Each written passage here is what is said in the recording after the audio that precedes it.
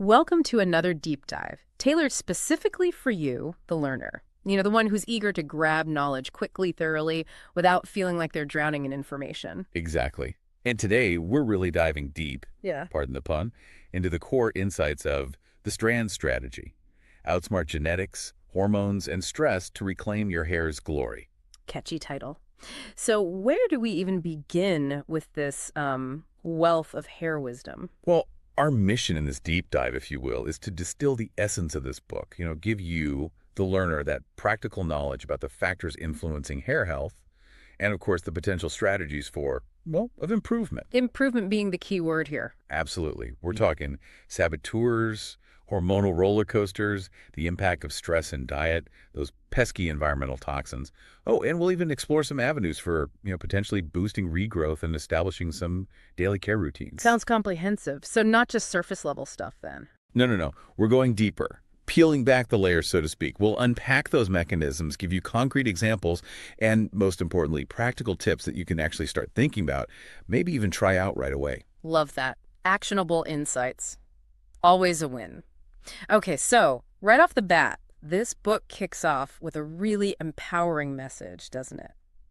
The idea that hair loss isn't this inevitable fate. You've hit the nail on the head. The author argues, quite convincingly I might add, that while genetics do play a role, there's actually a significant amount of control we have over the factors contributing to thinning and hair loss. I like that, taking control. So it's not just, oh, my genes dealt me this hands and that's it. Exactly. It reframes hair loss. It's Yeah. not just, a cosmetic concern. It's like a signal, a red flag almost, that something might be a bit off balance internally. Huh, makes you think. So what are some of these sneaky culprits, the scalp saboteurs, as the book calls them? The first one they tackle is DHT, dihydrotestosterone to be precise. This is kind of like public enemy number one. DHT sounds like a supervillain. Right. And it kind of is. See, it's a testosterone derivative, and it can bind to hair follicles. Imagine it like this tiny little unwelcome guest that just settles in and slowly shrinks the follicle, causing it to produce, well, thinner and weaker hair. Okay, that visual really helps. So DHT basically chokes the life out of hair follicles. In a nutshell, yes. And we know our genes determine how sensitive our follicles are to this DHT, but, and this is crucial, the book really stresses that we're not entirely at the mercy of our DNA. There's hope. So what can we do, even if we're genetically predisposed to, DHT sensitivity? Well, you can't change your genetic code, but the book suggests creating an environment where DHT's impact is minimized. How do we do that? Well, for one, zinc. Think of it as like a protective shield. The book recommends incorporating more zinc into your diet. Also, pumpkin seeds, they have natural DHT blocking compounds. And then there's saw palmetto, which is a pretty well-researched DHT inhibitor. Saw palmetto, heard of that. So basically, fight back with food and supplements. Precisely. Proactive approach. Now, another saboteur, and this one might sound a bit dramatic, is scalp suffocation. Scalp suffocation. Okay, I'm intrigued, but also slightly terrified. What does that even mean? Don't worry, it's not as scary as it sounds. Basically, it's about the buildup of stuff on your scalp. Things like residue from hair products, pollution particles, those tiny little things floating around, and even excess sebum, the natural oil our scalp produces. Yeah. Okay, I can see how that might, clog things up. Exactly. It clogs the pores, hinders oxygen flow to the follicles, and, as you can imagine, follicles that can't breathe. Well, they weaken and eventually struggle to hold on to the hair. Makes sense. So it's like suffocating the hair follicle. That's a good way to put it. And the book offers a really simple solution, the 60-second scalp detox. Ooh, a quick fix. Tell me more. Easy peasy. Mix 1 tablespoon of apple cider vinegar with 2 tablespoons of water. Before shampooing, massage this into your scalp, let it sit for about 3 minutes, rinse, and then shampoo as usual. So simple. Why does that work? Well, the apple cider vinegar is great for breaking down product buildup, restoring the scalp's natural pH balance, and basically giving those follicles a wake-up call. Wow, a 3-minute miracle. All right, moving on.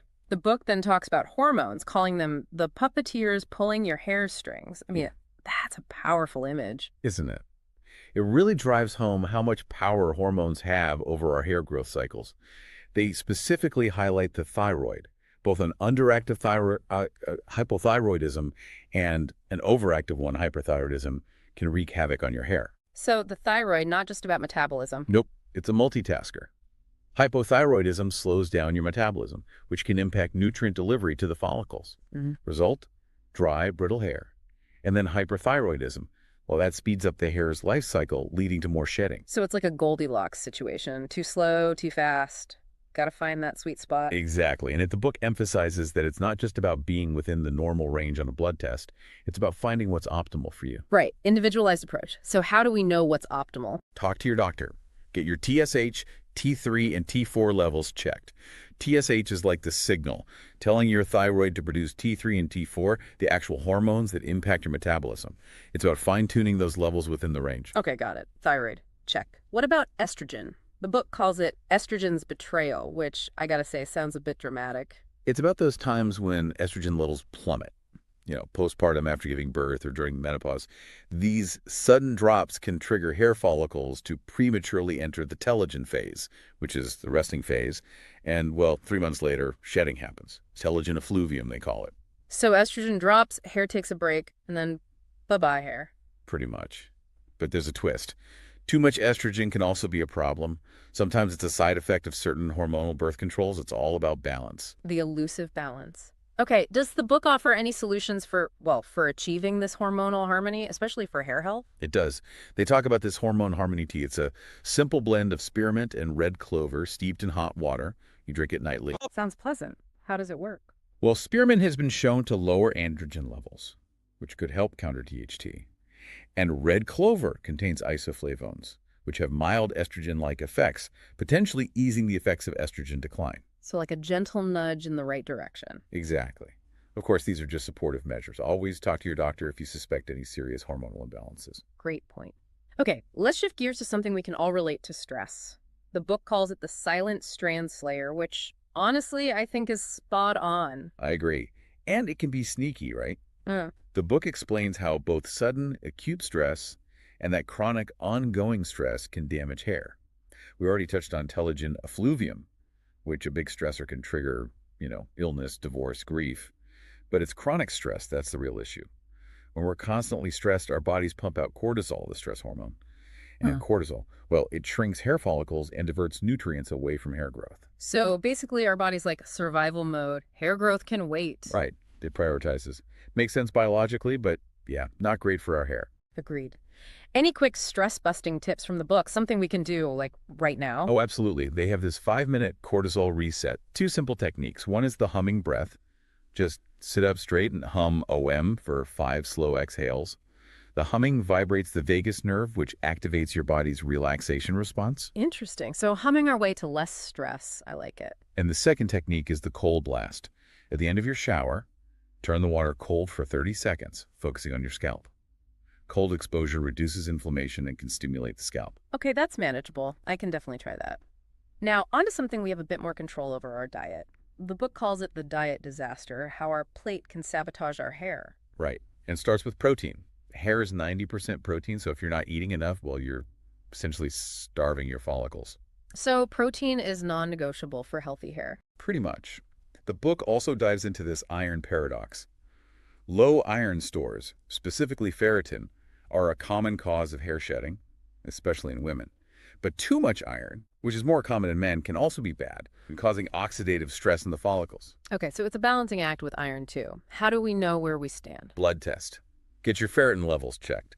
The book suggests aiming for 70 to 90 ng/ml for optimal hair health. Got it. Iron, check. What about other nutrients? They highlight zinc, calling it an overlooked hero. It's crucial for keratin production, and it can help inhibit BHD. Zinc deficiency often shows up as brittle hair and increased shedding. So load up on zinc. Definitely. And you know what's a great source of zinc? Pumpkin seeds. You got it. The book even has this delicious Hair Hero smoothie recipe. Spinach for iron, avocado for healthy fats, collagen peptides, pumpkin seeds, and blueberries for antioxidants. Yum. Sounds like a hair-boosting breakfast in a glass. All right, moving on. What about external factors? The book talks about everyday toxins that can thin our hair. Scary stuff. Right, and some are lurking in our everyday products. Sulfates like SLS and SLES strip the scalp's natural oils, leading to overproduction. And silicones, while they make hair feel smooth, can actually coat the hair shaft, blocking nutrient absorption. The book recommends switching to sulfate-free and silicone-free products. So read those labels carefully. Absolutely. It also mentions heavy metals lead, which can be in tap water, and mercury from certain types of fish that can accumulate in the follicles and disrupt their function. That's unsettling. Anything we can do about it? The book suggests a DIY detox scalp oil. Mix coconut oil with rosemary and tea tree essential oils. Massage it into your scalp weekly, leave it on for 20 minutes, and then wash as usual. Ah, a spa treatment at home. Okay, so we've covered the bad guys. Now for the good stuff, regrowth strategies. The book talks about waking up dead follicles. Sounds promising. It is. They cover several strategies. First, minoxidil, also known as Rogaine. It prolongs the growth phase and widens blood vessels in the scalp, but the effects only last as long as you use it. So a commitment, but potentially worth it. Anything else? They also mention derma rolling. Using a roller with tiny needles can enhance minoxidil absorption. And then there's PRP, platelet-rich plasma injections. Basically, they inject your own concentrated platelets into the scalp to stimulate follicles. Sounds intense. Does it work? Apparently, there's a 70% reported improvement rate, but it can be pricey, ranging from $500 to $2,000 per session. Wow, a serious investment. Any more DIY options for regrowth? They have a weekly scalp revival ritual. Derma roll with a 0.5 millimeter roller, then apply a mix of peppermint and castor oil, leave it on overnight, and wash in the morning. Seems refreshing. Why peppermint oil? It boosts blood flow to the scalp, delivering more oxygen and nutrients to those follicles. Derma rolling also helps the oils penetrate better. Ah, makes sense. So we've got our weekly routine. What about daily habits? They have the morning 3 and the night 3. In the morning, dry brush your scalp with a boar bristle brush. Take your supplements zinc, biotin, omega-3s, and get 10 minutes of sunlight for vitamin D. Starting the day strong. What about the night routine? Swap to a silk pillowcase to reduce friction. Give yourself a scalp massage with jojoba oil and do a stress journal exercise. Write down a worry and burn it metaphorically. I love that. Release those worries. The book also mentions a 2-minute rule. What's that about? It's about building good habits. If something takes less than 2 minutes, do it immediately. Like taking those supplements. It builds discipline and makes it easier to stick to your routine. Great advice. Now, for a more structured approach, they have the 30-day hair revival challenge. Exactly. Week 1 is all about nutrition, clean eating, and that hair hero smoothie. Week 2 focuses on scalp health, the detox, and switching to cleaner shampoos. Week 3 tackles stress with those cortisol reset techniques and rosemary oil massages. And Week 4 is about regrowth with derma rolling and peppermint oil, plus taking progress photos. A whole month dedicated to hair health. I love it. Finally, they talk about scalp assassins, ingredient red flags to avoid in hair products. Yes. Avoid sulfates, parabens, silicones, and phthalates. Look for sulfate-free shampoos with hydrolyzed keratin, conditioners with shea butter and amino acids, and natural styling products.